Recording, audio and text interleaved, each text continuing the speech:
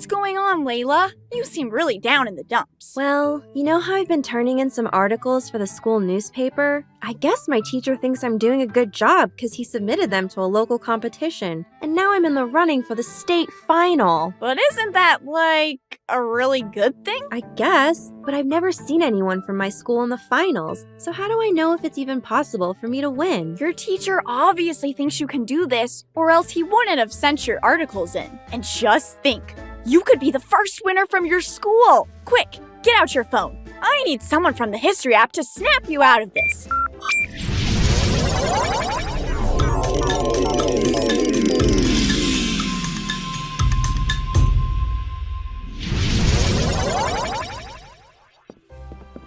Brr, it's freezing. Where are we? It looks like we're at a college. Hello there, children. Did you enjoy the graduation ceremony? I found it to be quite lovely. Aw, man, we missed a graduation. That would have been so cool to see.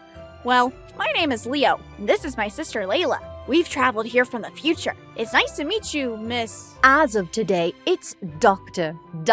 Elizabeth Blackwell. Pleasure to make your acquaintance, children. You've arrived at my university, Geneva Medical College, here in the great state of New York on quite a momentous day. Because of your graduation?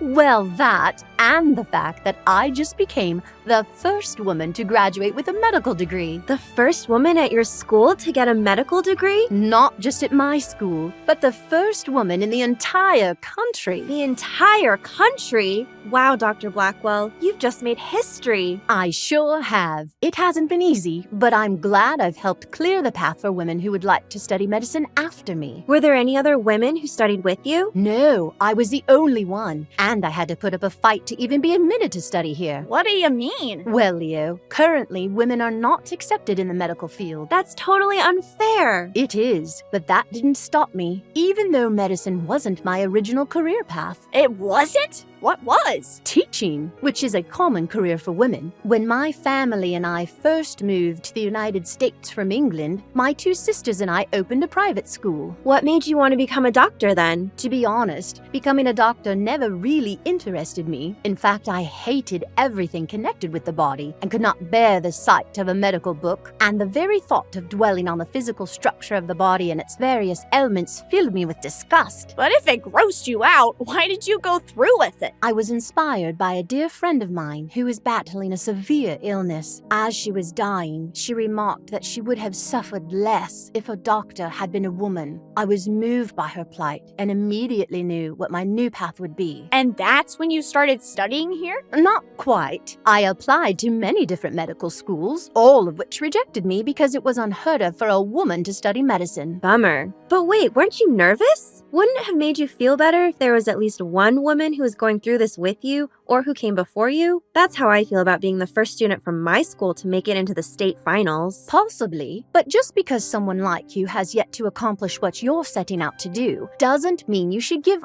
up, right? Of course not. That shouldn't matter. What matters is the effort you put into your goals, regardless if someone like you has done it before. I forged ahead with this very idea in mind. I never really thought about it that way. What did you do next? While I was waiting to hear back from medical schools, I did the only thing I could think of, which was to study medicine privately with doctors who were sympathetic to my situation. That was kind of them. It truly was. But they were still concerned for me, worried that it would be too expensive, too impossible, that schooling would never be available to a woman. Some even said I should wear a disguise, put on men's clothes, and pretend to be a man so I could get in. How preposterous is that? What? No way!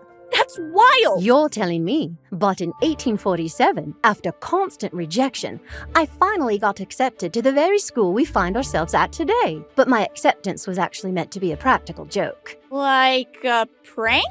What do you mean? The professors were nervous about admitting a woman, so they left the decision up to the all-male student body. If one of them voted no, I wouldn't be accepted. I guess they didn't take the idea seriously, because every single one of them voted yes. And boy, were they shocked when I showed up to my first day of classes. I love that, Dr. Blackwell. You didn't care what they thought and showed up ready to learn. I sure did. But the battle for my education didn't end there. Some professors didn't want me to attend certain classes because they thought women were too delicate. But I refused to leave the lecture halls and stood my ground. I saw no reason why I should be treated differently just because I was a woman. Yeah, girls should be able to study gross things just like boys.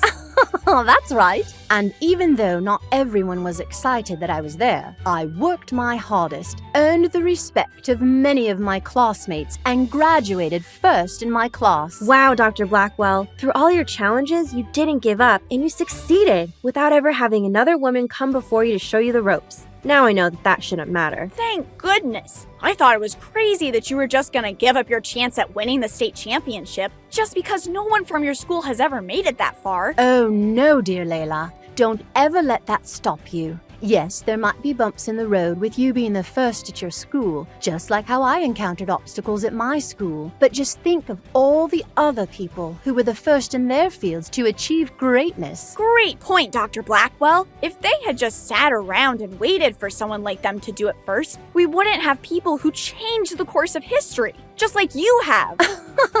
Why, thank you, Leo. You're absolutely right. And Layla, think of who you could be inspiring at your school. That's true. I can't take myself out of the running just because it hasn't been done before. Thank you for opening my eyes. Your story is really inspiring. My pleasure. Safe travels, children. And remember, an apple a day keeps the doctor away. So, how did today go? It went well. I'm headed to the state final. That's great news. Meeting Dr. Blackwell taught me that I need to pave my own path to greatness, even if no one like me has done it before. She was the first at her school, and now I'm going to be the first at mine. Everyone better watch out, because I'm about to take the world by storm.